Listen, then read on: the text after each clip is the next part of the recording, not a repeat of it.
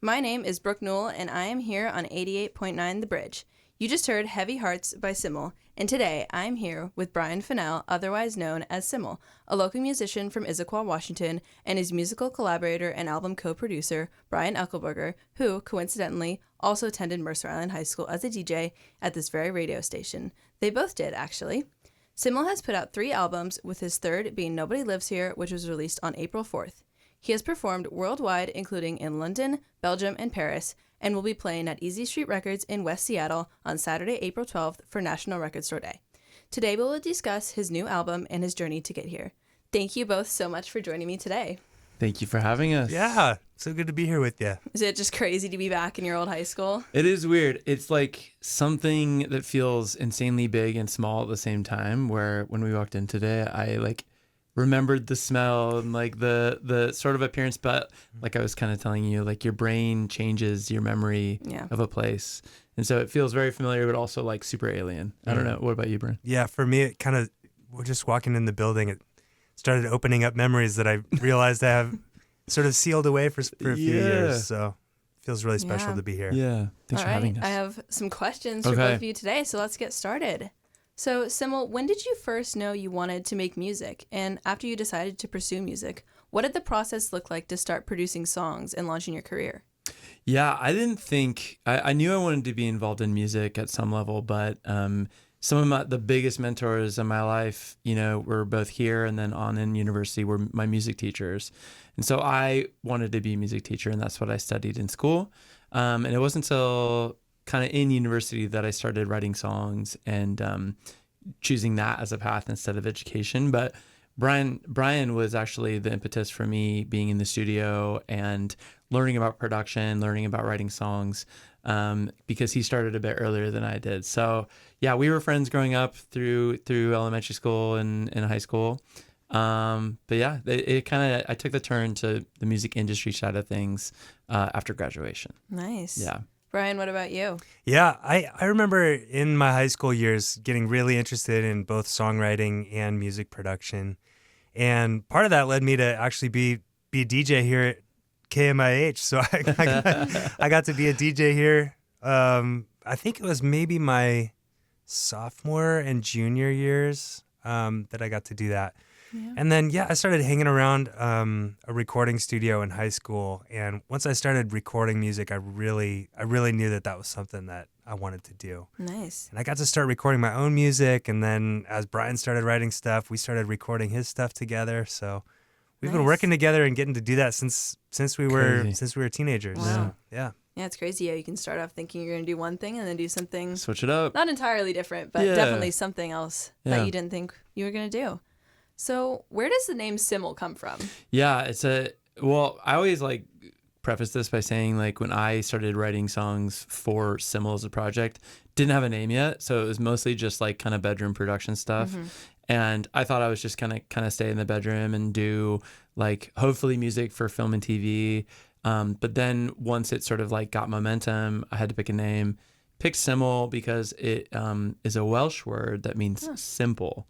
So Welsh is part of my heritage that I actually didn't know till I was about 18, and picked it as a reminder name to kind of keep everything simple in music and life. Yeah. That's always good advice, just to simplify everything. That's right. So the second track on your new album, Carry No Thing, has some very deep and moving lyrics. Where did the inspiration for the song come from, and specifically the lyric, all the good and the bad, I will let it be? Yeah, gosh. So as a theme, I really like writing about the end of the world. I mean, and it's not because I love obsessing about everything ending, but it was more the beautiful twist of that, which would be sort of a show like The Last of Us or a book that I love called The Road. It's sort of these epic survival tales in the face of the world ending. And for me, it's okay, well, what do we have at the end of everything? And that's sort of the love that we have for each other and for ourselves. And instead of obsessing what the good or the bad really means day to day, it's more okay, at the end of everything, I'll sort of accept it as it was and choose love above all those things. Nice. Yeah. Yeah, I definitely got that as a theme in your album when I was listening to it. It was really interesting. Yeah. What does this new album mean to you? I I think in some ways it's kind of going back to, my name means simple, and these songs feel very simple to me in the production of them and the writing of them. And like you just said, like it's a good reminder to keep everything simple. But as we sort of get older, that's like hard to do because we want to sort of accomplish so many things. We want to say so many things. We want to surround ourselves with all the great things that we love. So it's kind of hard to distill it down at the end of the day. So for me, it's like, up to this point, mine, maybe Brian would say the same thing, my best attempt at making it like simple in terms of a snapshot in my life. Nice. Yeah. As a junior in high school, I definitely relate to not being able to have everything be as simple as you would like it to be. Yeah, I bet. So for both of you, do you have a favorite song on the album? Ooh, I'll let Brian go first. It's funny, the album just came out Friday, and I haven't listened to it all the way through until Friday. For it's been a few months, so I listened to it for the first time in a few months on Friday. And the song that was really standing out to me was "Something Beautiful and Bright," which is a little bit of a deeper track on the album. But man, I really love how that one came across. And there's so many songs to me. It's one thing I love about working on music with Brian is the way that he writes songs feels like things that I wish that I could say in those same kind of words and stuff. So it was fun getting to work on the production of the album and having the songs resonate for me personally also. Thank you, by the way. Yeah. I'd probably pick the title track, which is Nobody Lives Here. It's like, I love just sort of sad and gutting things. Like that's the music I like to make and the music I like to listen to also. So that one to me is like kind of the most heartbreaking. Actually, like it applies to being here because we spent a lot of time here as young people, and now we don't live here anymore, like physically and literally. And that's kind of like what a lot of the songs on the record are about, and that's like the main theme. So I love that song. Nice. I'll actually also answer this question. My favorite was Heartbreak Down. That was just such a beautiful song, and I really like the message and the beat and everything. It was just amazing. Yeah. So what is your songwriting process like from start to finish? How do you go about it? Yeah, I mean, like anything, it varies. I mean, sometimes I can go in the studio with a really concise idea, but I'd say most of the time it's because we have families now with a bunch of kids, so our time in the studio is kind of like more of like 9 to 5 vibe instead of going in, staying up super late and like just spacing out and letting the art come. It's way more of like a sit down, be really diligent with it. So I'll start with like a voice memo of an idea of a melody or a chord progression. Sometimes it can be like I'll have a lyric that I want to develop, but a lot of times it's simultaneous to me where like I'll just start painting essentially with chords, or if it's piano or guitar, and then usually like a theme will present itself because of the music and the lyrics will develop from there. But it's like mostly at the same time. So you kind of go backwards, starting with the melody and then adding in the lyrics to fill on top of it? Oh, that's really interesting. But sometimes, like, I was just in the studio with this artist who I love named Labyrinth, and he was just, like, messing around making music, and I basically just, like, freestyled this poem on my laptop, like, of what the music was making me feel. Wow. And then you kind of conform that into a song. Wow, that's really neat. And yeah, I think it's like anything. It's like exercise. So like you just kind of practice it enough to, be uncomfortable enough to let it happen how it needs to. Brian, are you more involved in the songwriting side of it or more the production? Yeah, more the production side of things. Nice. Brian usually finishes a song. I mean, almost finishes it completely, and then he'll send me a demo of it. And it's always fun to kind of listen and get those first impressions when he sends a demo. And usually my imagination kind of starts going to like, oh, where I can see it going also. But he usually has a pretty clear vision of where he would like for it to go. Nice, as well. that's really interesting. Yeah. So what does a day look like for both of you, collaborating on a new song or an album or just anything in general related to music? Yeah, so for me, like we both work on other productions outside of SYML as individuals too. So depending on like what the day holds, like sometimes I'll be working on like a production for like an ad or a TV show. But if it's like SYML mode with like an album on the horizon, we'll mostly meet up. Like a lot of the last record was done at my studio out in SYML, and we will. I mean, it kind of depends on the album. Sometimes if it's like a band approach, you'll meet with a band and like, you know, the production will kind of go ground up from there. But in this case, we kind of recorded the main instrument first and then the vocal immediately after, whereas usually vocals would be kind of saved for the end. Mm-hmm. But because these are like kind of more classic folk Americana-ish song forms, it was like, okay, let's go in with this different like direction. So a lot of the recording days would be Brian coming over and nailing out those things. And then once each of the songs had that root kind of recorded, then we just kind of add the pretty fun stuff on top of it. Nice. That sounds really fun. Yeah.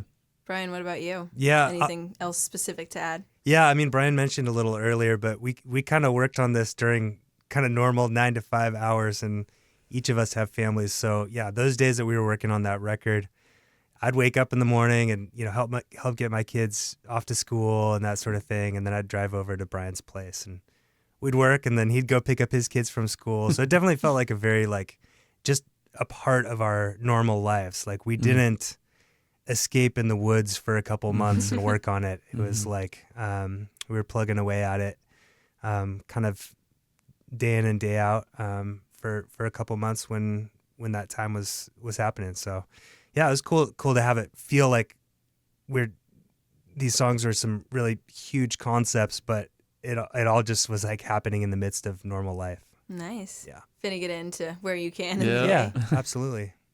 So, which side of music do you like better? Do you like performing or do you like writing and recording the songs? Ooh, I think I prefer being in the studio and creating more than I do performing. But like we just got back 2 days ago from Europe and the UK, and that was an awesome time. But I think I like the performance side of it as much as it informs the creative. So like we worked in the studio, nailed the album, and then basically just waited until we sort of like till it was out in the world, but also till you perform some of those songs live. Like you already committed it to the studio recording, but the song sort of goes and has a second life, like after it's out in the world. It's like whether you're hearing it or we're performing it for the first time, you sort of digest it all over again and it starts to change and mean different things. So I like that side of it because it's an extension of the creative process when you get to share it. So nice. Yeah. And then specifically for Brian, I know you both went here, but what was your favorite part about the radio station when you were here? Oh man, I loved, I mean, first of all, this little corner that it's in right here, like kind of next to the commons. Do you call it the commons over there? Mm-hmm. Yeah. Next to the commons, just seeing like students walk by and that sort of thing while you're playing music. And that I loved kind of hanging out in this corner here, but also like learning how programming works and learning what sort of rotation different songs go on. That whole side of radio is like, it's amazing how you don't think about how much goes on behind the scenes and learning how all that works. So yeah. I really loved doing that. My DJ name was DJ Ike. It was pretty great. Wait, do you have a DJ name? No, we don't really do DJs as much anymore. We have more like specific shows or play on the music. Like I told you earlier, I'm a part of the music team. Yeah. So there's 3 people on the music team right now, and we each have kind of our own category of songs. Okay. And then we have a music show on Thursdays where we talk about the songs and play them. But no, DJs unfortunately aren't a thing as much anymore. I'd like to just sort of support bringing that back. If I know, you could have a cool name, I think we should. That would be really. I think we should. I'll bring good it up. for me anyway. If you could do that. So I know we touched on this a little bit earlier, but how long have you both been making music? We both started classically training really young. But I only started creating music, like writing music, like pretty late in life. So, like I think the first time I really sang in public was actually at our graduation here. Oh, wow. In the gym. And so basically didn't know that was going to be part of my life till like way later in the music formation process for me. So, interesting. What about you, Brian? Yeah, my first instrument was violin, and I started playing when I was 3 years old. And that was kind of my young boy years, and then got to start experimenting a bit more in high school. DJ Ike turned it up. Like, oh yeah. I just need to share this with your listeners. Oh, please. I have this sweet memory of walking by here and seeing Brian in his element, DJ Ike. But he was definitely like bleach tips with Mhm. puffy North Face vest, I want to say. Wow. Yeah, there were some puffy vests happening. for Definitely. sure. Old Navy, probably. Yeah. At some, but it was an era in our music like high school is like when you sort of really start to own music as a listener, I think, of like, yeah, or, you know, at least speaking for ourselves, it became an extension of identity in terms of what you chose to listen to, and then eventually like what you go on to create. Yeah. But cool years for music in high school. I remember just trying on all sorts of different personalities as far as Totally. stuff I loved listening to. Like, is it hip hop? Is it rock? Is it country? Is it? Who am I? Yeah, definitely fluctuating between a Yeah. lot of different things. So I know we did kind of just touch on this, but can you share a memory from the time that you were here in the high school? And were there any people that impacted your life? Yeah, when you were totally. here? Well, Mr. Bixby and Mr. Bentley were my band teachers, specifically percussion for Mr. Bixby, and that was like a huge, monumental shift for me developmentally. And the one memory I will share is that when Brian and I were here, this school was brand new. And there was, and probably still is, like a secret passageway of like above classroom What? boardwalk. Yes. What? So you can go, we did it in the percussion room. We got up into the rafters Whoa. in the percussion room and just walked around the school above classrooms. No way. It exists. I need to go find that. I'm sorry That's if that is crazy. secret news. Wow. But you can do it. Wow. The janitorial staff is freaking out Yeah. right now. Pull the plug. Yeah. Wow, that's crazy. Oh my gosh, I had no idea. Yeah, that's real. That's insane. Yeah.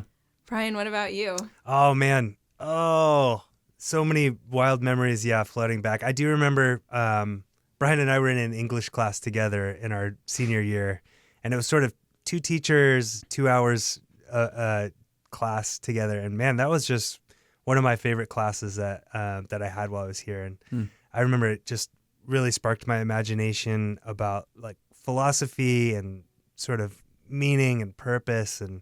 But we were also like goofing off in the classroom too. And it was a really special time for me being in that class for sure. Nice. That sounds really interesting. Yeah. Then, Simil, if I'm not mistaken, I think Mr. Bixby is still here. I think that's right. I Yeah. tried to, I haven't seen him for a couple years, but I came here like right when Simul was still kind of starting out to try to get the band to participate in the music video. Oh, fun. But it was like way too last minute and it didn't work out. But I was like, yeah, they'll learn this dance and like all these costumes, like really high hopes. But wow. yeah, no, he's amazing. He helped me, helped shape me into the musician I am. I still for hear sure. a lot about him to this day. I'm not in band. I was when I was in middle school. That was the time. But Oh yeah. yeah, I'm not in band, but I do still hear a lot about him. Looking back, is there any advice you would give your high school self or something you wish you knew? Gosh. Oh my gosh. There's so many things. Yeah. I would definitely chill myself out on the relationship side. Maybe not to.